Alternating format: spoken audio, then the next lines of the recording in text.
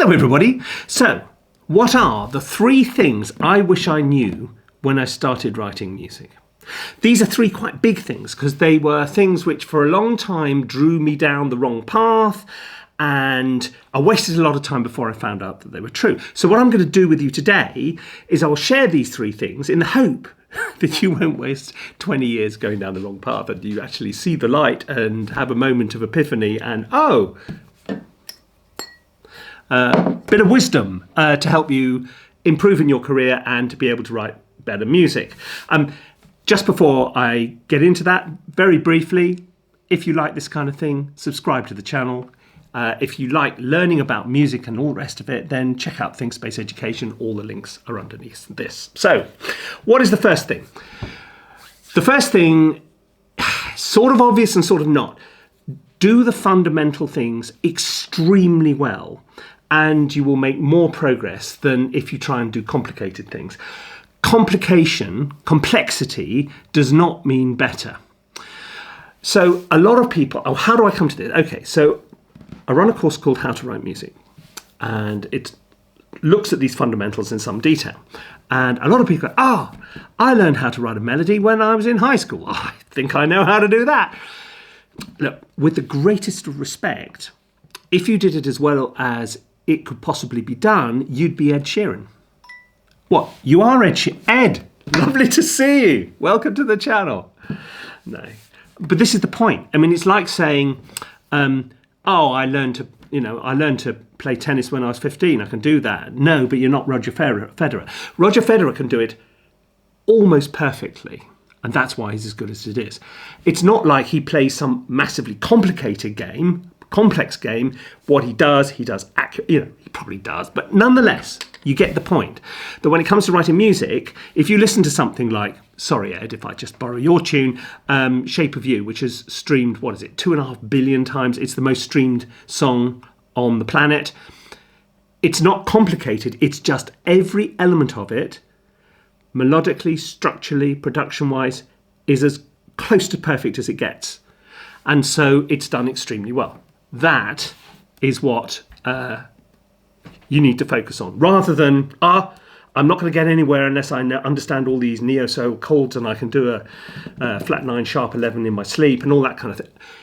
That's great, and these things are wonderful, but it's not the same, and probably a distraction from doing the and notice I say fundamental, not basic or simple, because they're neither basic nor simple, but they are foundational.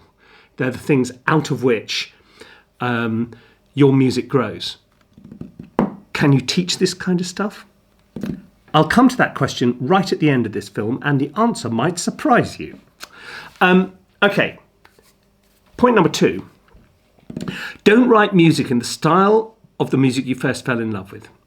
Okay, so you are a child of the 80s or whatever, you're a big fan of Van Halen. Everything you turn out comes out sounding like Van Halen or Iron Maiden or whatever else it might be. You're a huge fan of John Williams. That John Williams guy, he's so good, he writes this fantastic stuff. So you try and replicate that over and over and over again. This might be enjoyable pastime, but if you want to make any progress, by which I mean have your music more widely regarded, listened to, commercially valued, this is a complete non-starter. Firstly, unless you're in a tribute act, trying to sound like somebody else is not really going to get you very far, and it's a bit of a kind of hollow way to make a living, if it is your living. But also, you're sort of stuck in aspic. You're never moving forward creatively, and as I've said many times before, composers, songwriters, musicians, are like sharks. If they don't keep moving forward, they die. Is that actually true? Do sharks really die if they don't? I don't know. I'm sure you'll tell me in the comments. You always do. But it is a really easy trap to fall into, because you think, oh God, that Hans Zimmer stuff, that throbby bass and all the big percussion, I'm just going to do that until I die. Well, if it makes you happy, that's great. But if you want somebody to buy your music or to take you on to interesting, challenging projects, or you need to get that itch, that creative itch to keep moving forward and to try and find a new way of saying the thing. Take in a kind of more abstract way the elements of that music you love and reinterpret it for 2021. Don't try and just do a pale pastiche, because that's not going to get anybody anywhere. Third thing, and you may find this strange coming from a person who spends as much time reviewing technology and working with technology as I do, but technology is just a tool and the music is the thing. And I know we say that. Oh, yeah. Now tell me more about those samples. Yeah. But how many cores has your computer got? Yeah. But I need another synth. You need new stuff for the dopamine. You get that hit when you get a new sound. You go, oh, yeah, I want to explore these. Go down, whoa, and listen to that. And you know it's true. Do not... How could I be saying this to my channel? Don't obsess about the technology. Obsess about the music. Because it's the music, it's the song, it's, going back to Ed Sheeran, there's him on his Baby Martin or whatever he plays. That's it. Where was the technology driving all that forward, eh? Some of the greatest music in the world has been written just on a piano. It's back to doing the simple things exceptionally well.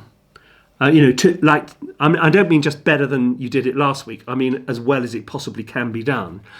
And then you sort of enter wandering around in this wonderful slow motion, hazy sort of world where, you're producing absolutely amazing, groundbreaking music. Technology is a really useful enabler, but it's not an end in itself, and it'll never write great music for you. That's going to come from here and from here. Speaking of which, right at the start of this video, I said, can you teach this sort of stuff? And the answer, and this is the bit which will surprise you, plot spoiler, for a bloke who makes part of his living teaching people how to write music, no. Particularly at the higher level, you can't teach this stuff. What we do at ThinkSpace, and what I do, is to enable learning, and there's a difference.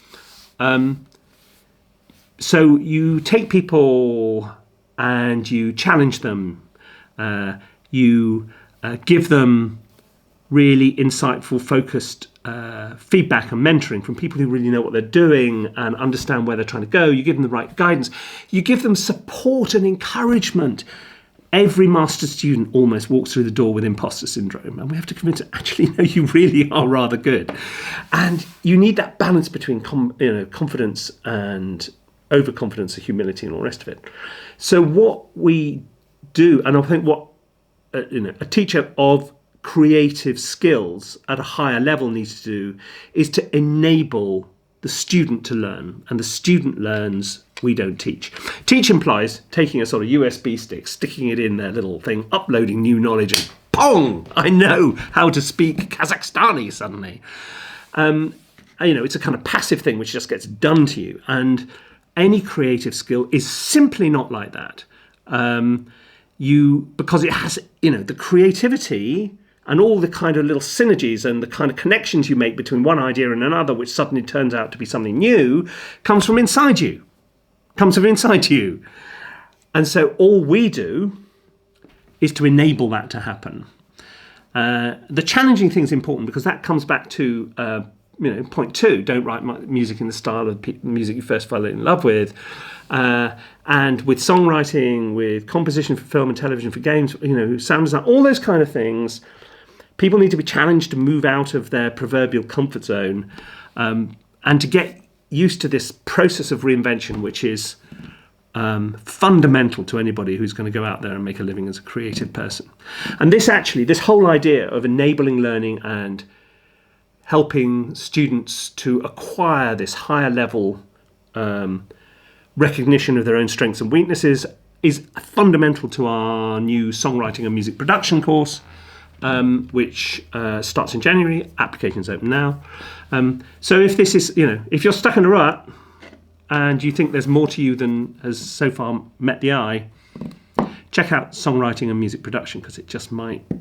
Or, if you're a media composer, check out Professional Media Composition or any of our other master's programs, because it's where the business gets done, because it's really, really intensive. It's a year, where you'll get lots and lots and lots of challenges and lots and lots and lots of feedback, which will help you become, that kind of intense effort, intense reflection by you, because you're the one doing the learning, is what eventually will help you achieve results.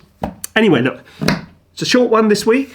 3 interesting points. I hope I'd love to see your thoughts in the comments. And there's more stuff and things to download and links to all kinds of stuff underneath this video. But I hope you found this useful. If you do, welcome aboard. Come and subscribe to the channel. And I'll see you next week. Cheerio.